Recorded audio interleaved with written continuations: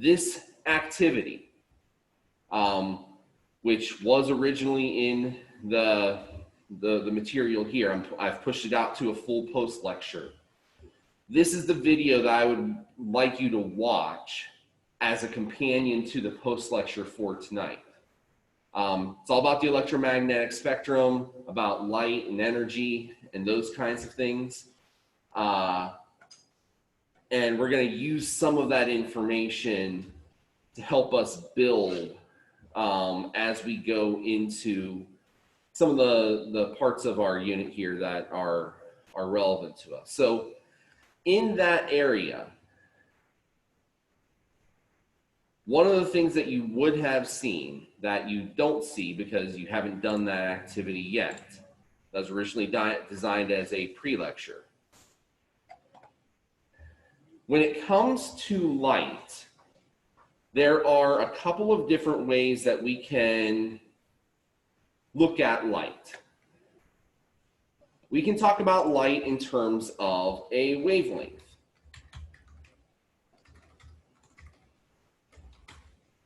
Wavelength is simply the distance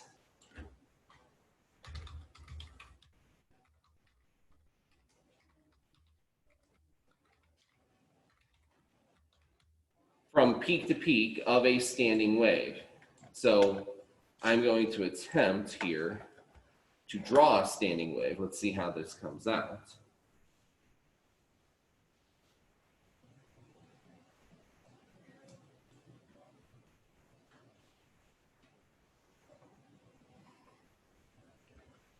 Not too bad. The wavelength would be the distance between any two matching pieces on a standing wave. Wavelength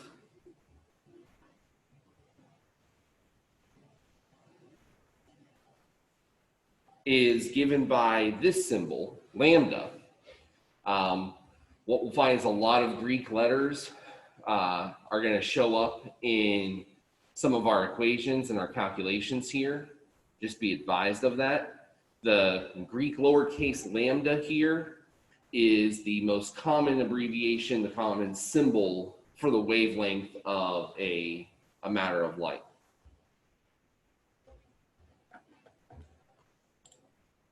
And so with wavelength, we tend to measure it in units of distance, meters, centimeters, micrometers, nanometers. Really just depends upon the wavelength of light itself, what kind of light it is.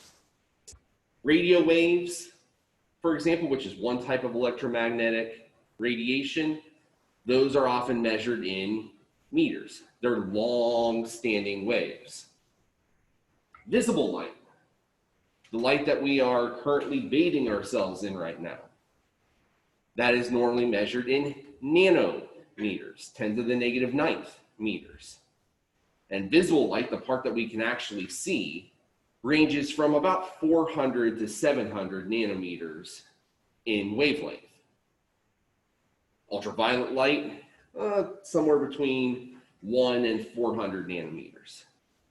Infrared light, somewhere between 750 and 1200 nanometers. So our most common forms of light tend to be in that kind of range. What you'll see in the post lecture is that there is a wide swath of wavelengths and frequencies that are possible for electromagnetic radiation, for light. Now, the other way that we can talk about wavelength, or excuse me, about light, is in terms of frequency.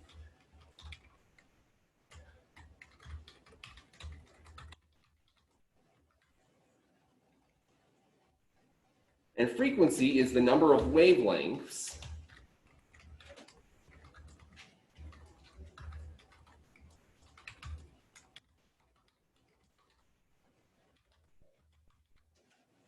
that pass by a given point in space in 1 second. Unit for this is either reciprocal seconds, or sometimes we refer to those as hertz, which is abbreviated as Hz. So what we're looking at in that case is, let's say that this particular wave represents what goes by our spot at that 1 second of time. So if I counted it out,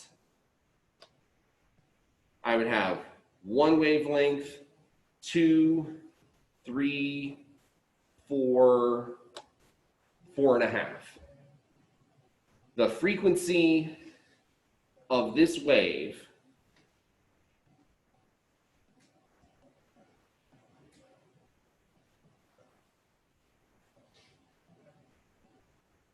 would be 4.5 hertz.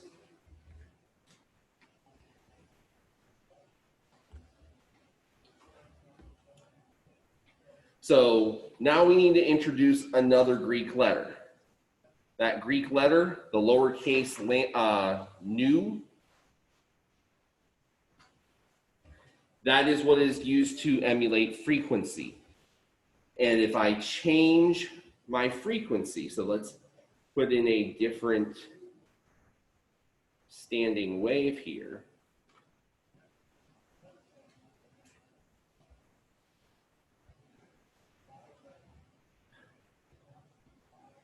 One, 2, 3, 4, 5, 6, 7, 8, 9, 10, 11.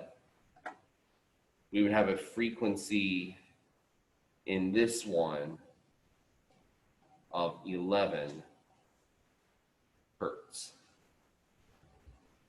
So based upon this information, we can see that there is a definitive relationship here between the frequency of light and its wavelength. If both of these represent 1 second of time, and they're both traveling at the same speed, the speed of light, then there is a defined difference between the two, or excuse me, a relationship. And that relationship is this one. The speed of light, c, is equal to the wavelength of light, lambda, multiplied by the frequency, nu. C, for all intents and purposes for us, 2.998 times 10 to the 8th meters per second.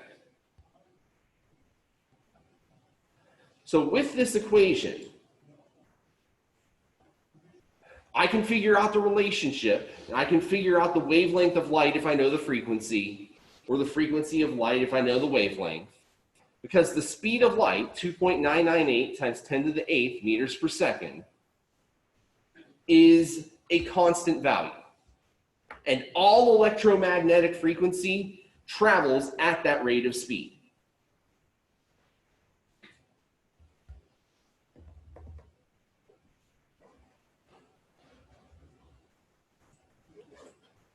So let's carry this out one step further. We've established that wavelength and frequency are related to each other. Is there a relationship between energy and wavelength, energy and frequency? And the answer there is yes.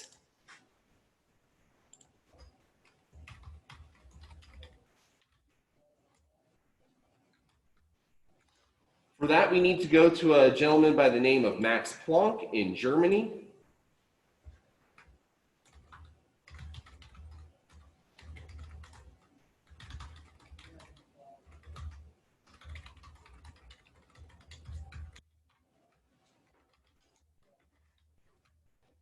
He established that energy and frequency of light are directly related. So if we have high frequency light, we have high energy light. If we have low frequency light, we have low energy light. He sums it up in an equation.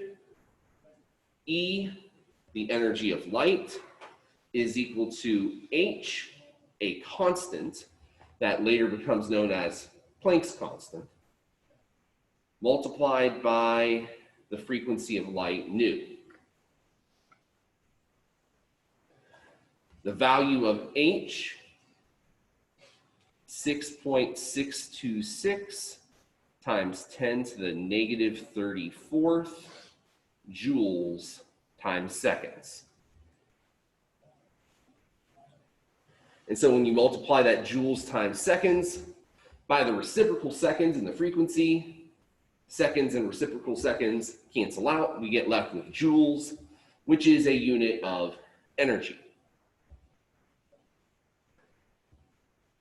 Now, if I combine these two equations, the energy equation here with the speed of light equation that we just mentioned, we can rearrange this equation for wavelength. E is equal to Planck's constant times the speed of light over the wavelength lambda.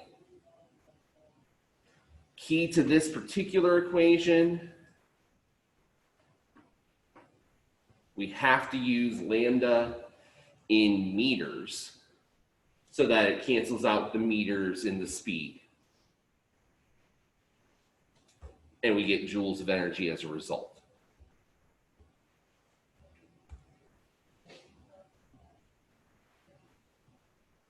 So with this kind of information in mind, we should be able to do some calculations regarding wavelength, frequency, and energy. And so when we come back now to the PowerPoint and we look at these questions here,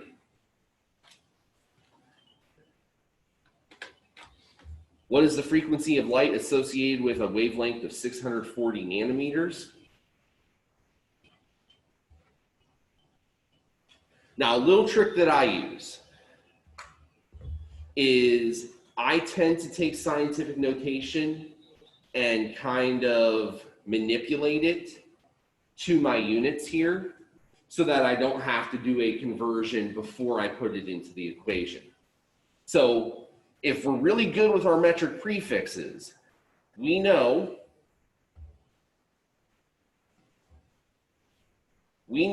that nanometers correspond to a exponent of 10 to the negative 9th.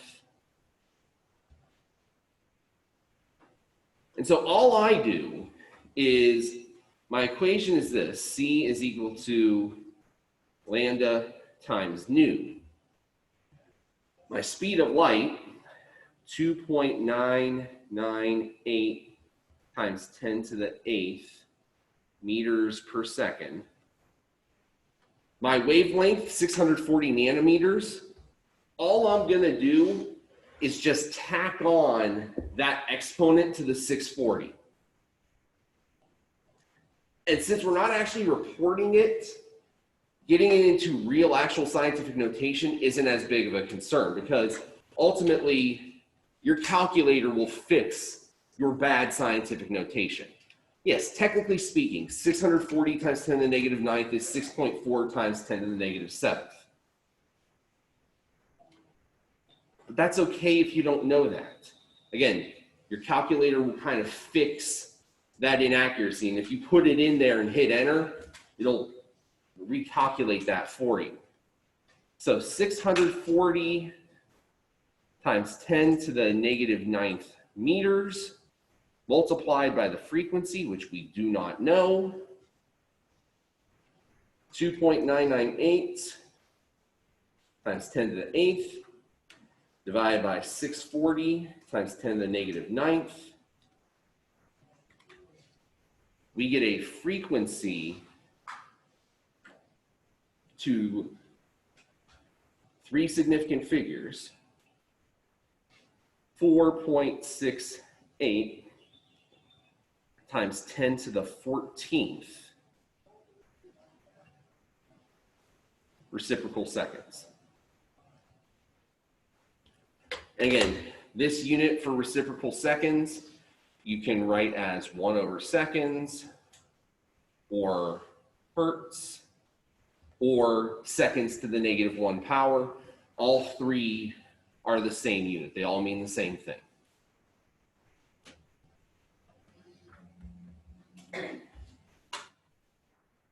So this is what we really need to understand. Since light is moving at the speed of light, 2.98 times 10 to the 8th meters per second, our frequencies are going to be large. Even if we have long wavelengths, our frequencies are still going to be large, significantly high exponents. Because even if we're looking at radio waves, and the radio wave is 3 meters long, that still means that there are 100 million radio waves passing by your eyes every single second. Or at least 100 million wavelengths. Light moves fast. Frequencies are going to be high as a result. To answer the second question, how much energy does this light contain? Well, now we have a frequency value. We also have a wavelength. We could use either form of the Planck energy equation. 6.626 times 10 to the negative 34th joules times seconds, multiplied by 4.68 times 10 to the 14th reciprocal seconds. Seconds times reciprocal seconds cancel out. I'll just have joules left over. 6.626 times 10 to the negative 34th multiplied by 4.68 times 10 to the 14th.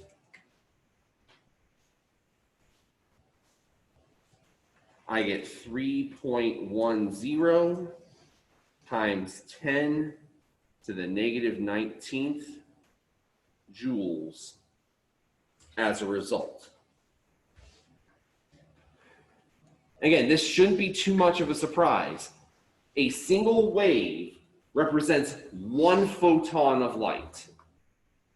A single photon of light is not going to have a ton of energy.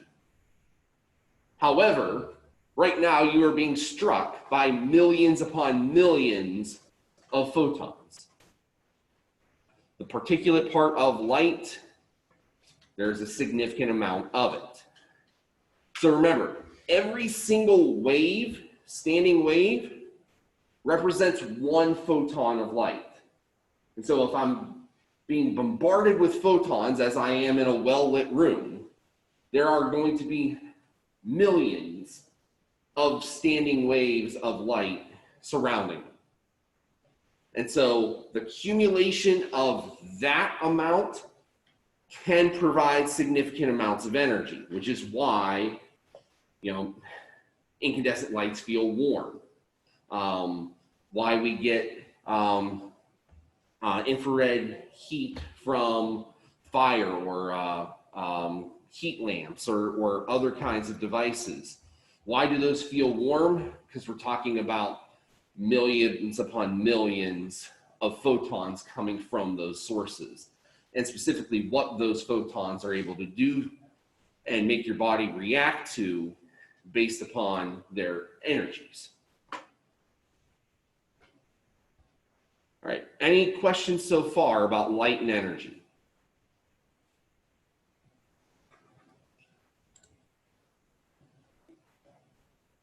All right, then we move on. And now we get to some interesting stuff. So we've kind of set the table. We've established the idea of light as a wave. It has a frequency, it has a wavelength, it has an energy. Now we start to enter in subatomic particles, atoms. And we come to a series of experiments that are really kind of cool. And you'll see a glimpse of some of these in a couple of weeks in lab. So we've got Wollaston and Fraunhofer. They're in a laboratory. They're looking at sunlight through prisms.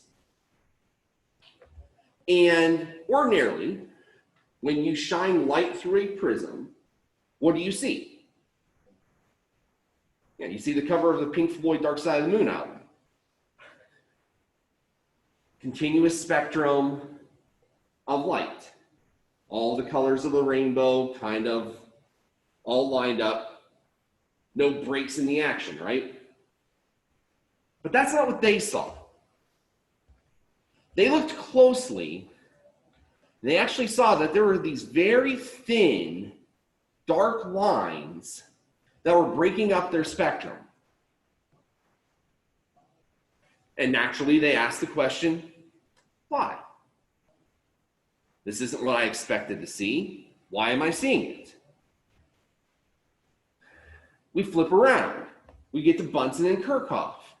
Bunsen and Kirchhoff are doing a similar kind of experiment, but they're using something called a spectroscope, which you actually have one of them in your lab kit. I would encourage you to just kind of play around with it when you get a free moment or two, because it's actually kind of cool that you can actually replicate some of the things that they're seeing. But anyway, they have vaporized elements, and they're looking at the vaporized elements through the spectroscope, and they're seeing something that's kind of similar, but different from Wollaston and Fraunhofer. Instead of seeing this bright spectrum of light with these dark lines, they're seeing a dark spectrum with these bright little lines in it.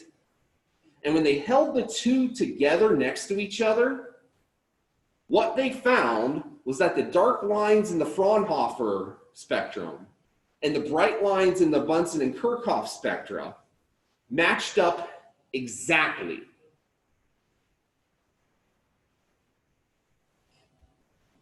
Now the problem gets a little bit more complex, a little bit more confusing. What do we do with this idea? And so this is an example of what Fraunhofer and Wollaston saw.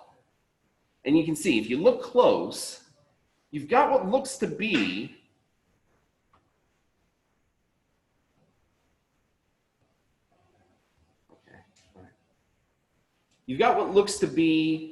a pretty good representation of a spectrum. But you've got all these little dark lines all throughout. In some of the places, you've got really dark, thick lines. In other places where they're just kind of skinny and scattered. So again, we kind of get into the question, why?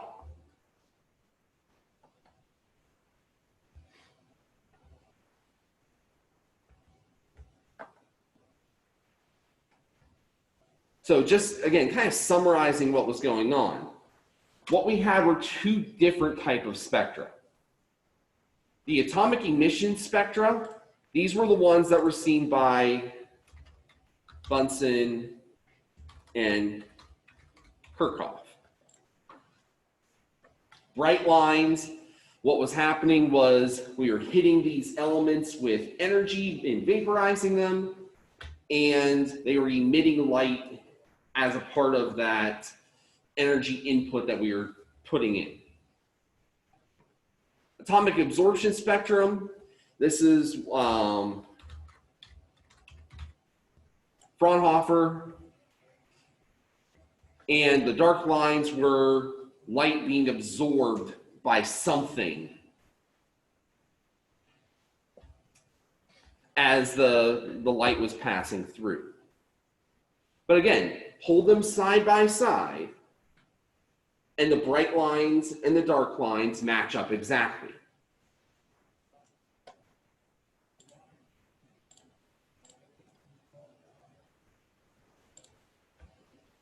And so, as an example here, we can look at the hydrogen spectrum and what was recorded for each one out of the hydrogen spectrum. So here we have the Bunsen lines, and we can see that on the Bunsen lines we've got for hydrogen something around 400, another one here at about 440, another one here about 490, and then one here just around 650 in the red zone.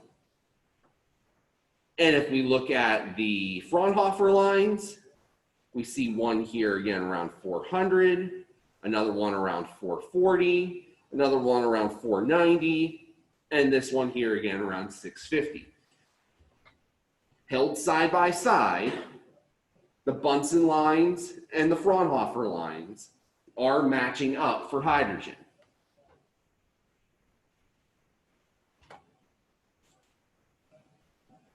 So what I want you to do,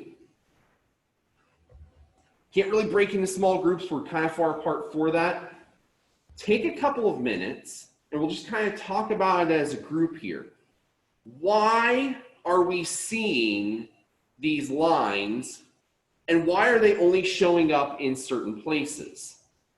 Why are we seeing non-continuous spectra for these atoms?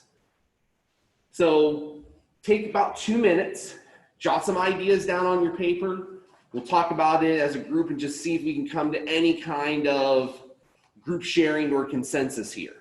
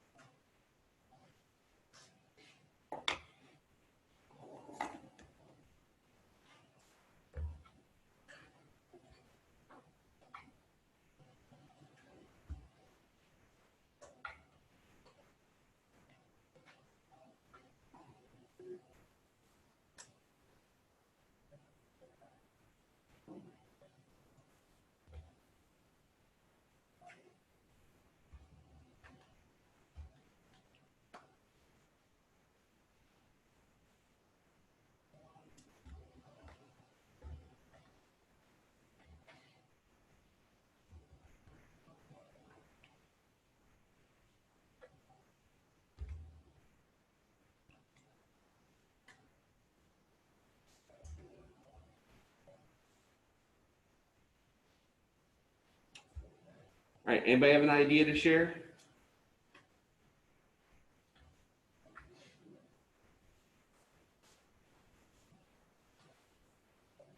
Doesn't have to be a good one, just has to be a place for us to start.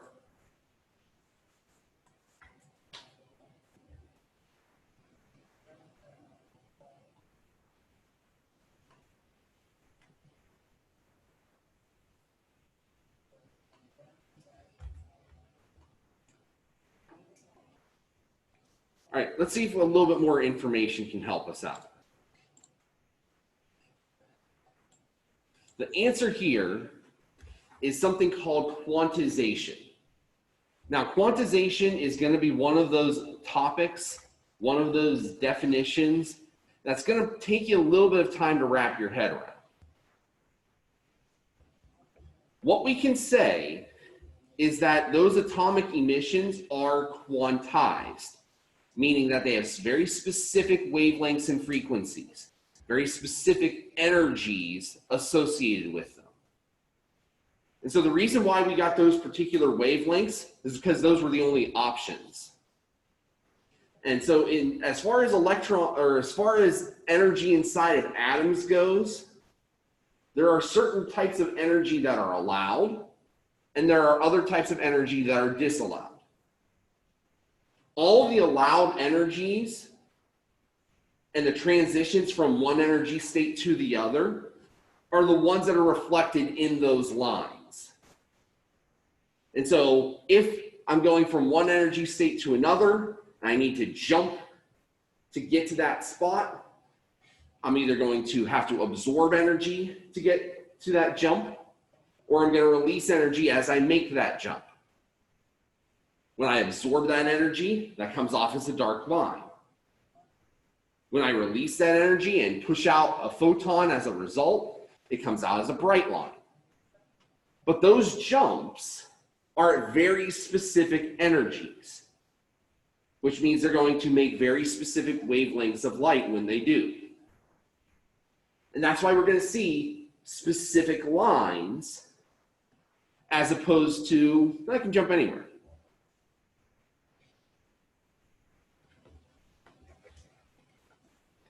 And so this is where that word photon comes in. A photon of light is a very specific packet of light that has a very specific amount of energy, a very specific wavelength and frequency. And the work of Max Planck really got us into that kind of distinction. Radiant energy is never really truly continuous. And when it involves atoms of any kind, there are going to be very specific amounts of energy that are possible.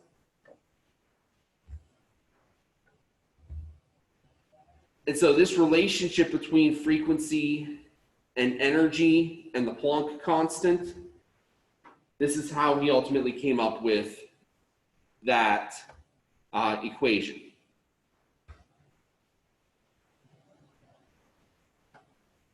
So quantization, again, quantization is the idea that there are specific energies of light that are possible. And that inside of atoms, we don't have free reign of energy. There isn't a continuous amount of energy that can be gone from one place to another, but very specific values. And we'll get more into those specific values as we go further into this chapter.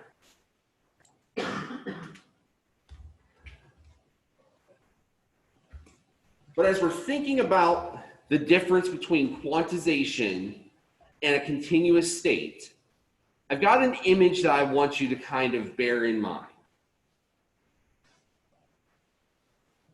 With quantized states, we are going to have discrete energy levels, meaning that there are going to be almost like steps on a ladder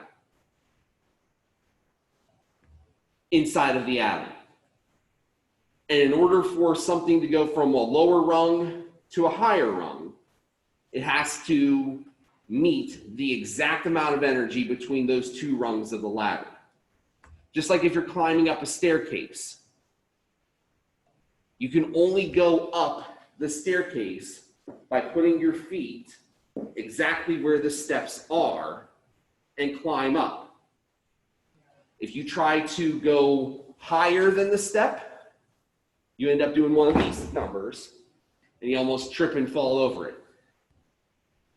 You end up missing the step, and what happens? You fall down and you hope nobody else saw you. That's quantization. Specific amounts of energy. You have to put your foot at a certain level to go up that step.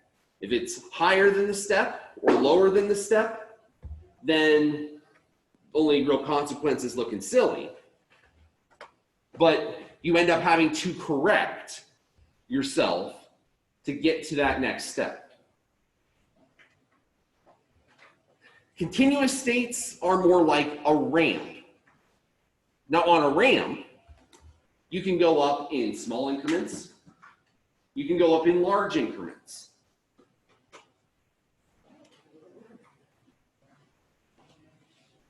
There's no distinction. There's no place where you can't go on a ramp. If I want to stop 5 feet into the ramp, I can stop 5 feet into the ramp. If I want to stop 5 feet into this staircase, that might be in the middle of a step. I can't stop there. If I want to stop at a height that is, 2.5 feet above the ground, I can do that on this ramp. I can't do that on this step. That's what continuous is. So continuous states have almost an infinite number of energy and energy levels. We can almost think of them as being truly without any kind of discretion, any kind of discrete steps in them. Now, Planck's theory says that technically even the infinite states are all individualized states, but there are so many of them that we really can't tell the difference. Quantization, we've got those very discrete, very distinct levels. We can only go from one step to the next. If you're climbing up a ladder, you can only go from one ladder rung to the next ladder rung to the next one. You can't skip in between. You can't take anything. I tried. You can't do anything other than go from one step to the next.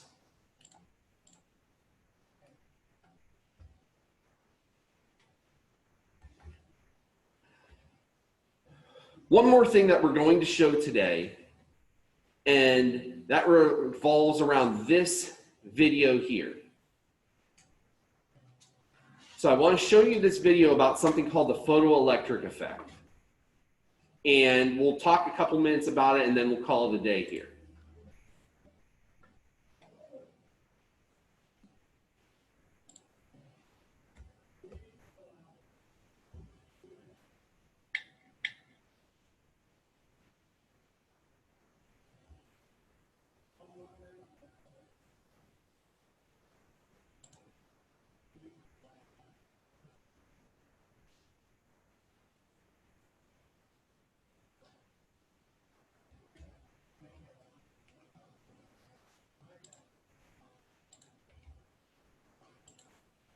Okay.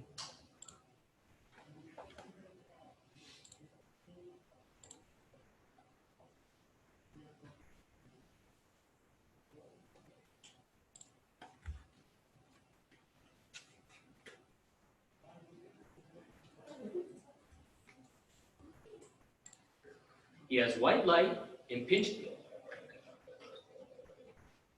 We're in the demo lab with Lonnie, where he set up a photoelectric effect experiment.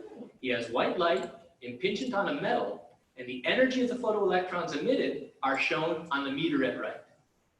If he puts a red filter in the path, now only red photons can strike the metal, and you can see they do not have sufficient energy to eject photoelectrons. If we go to higher energy photons, say go to yellow light, that's shorter wavelength, and higher energy photons, they may be able to eject photoelectrons. And indeed, photoelectrons are emitted, but with a relatively small energy. If we go to higher still photon energy, green wavelengths, that's shorter wavelength still, higher photon energies, we can see photoelectrons emitted at a higher energy. Now we can still go to higher energy photons. Blue photons, photons in the blue region, are the highest energy visible photons, and Lonnie has a blue filter that will pass only blue photons. Putting the blue filter in the path shows photoelectrons emitted at the highest energy. So here's an example of the photoelectric effect. Thanks, Lonnie, for that great demonstration.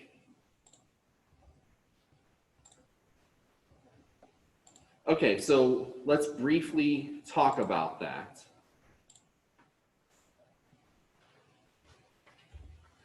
We saw in the demonstration that the photoelectric effect allows for some light to be thrown off of a metal sample, but not all light. We saw that the red light was incapable of doing it. We saw the yellow light could do it a little bit, but not with a whole lot of energy. And we saw that the green and the blue each had stepwise upping of the amount of energy that those photons were allowed to eject. So what is the characteristic of light that would allow these electrons to leave? What is it? What is the difference between the red light, the yellow light, the blue light, the green light? Okay, their wavelength, and as we talked about at the beginning of class, wavelength and frequency are inversely related. Frequency and energy are directly related. So we've got different wavelengths, different frequencies of light, and therefore different energies of light. With different energies of light, we're seeing that there must be some energy that we have to overcome to get the electrons to leave. The red light didn't have that energy. Yellow light did, and certainly the green and blue did, and ejected those electrons with significant energy still. Last question, and then we'll leave this as kind of a cliffhanger for Friday. Would changing the intensity of light cause more electrons to leave the sample? Right? No. Why not? Because it's filtering the same amount. Well, it's not about the filtration. If I took the brightest red light that I have and shined it at that piece of metal, would I get any electrons to leave?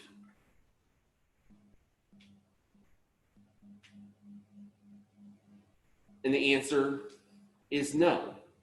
Red light does not have enough energy to cause electrons to be ejected from the metal. Doesn't matter how intense the light is.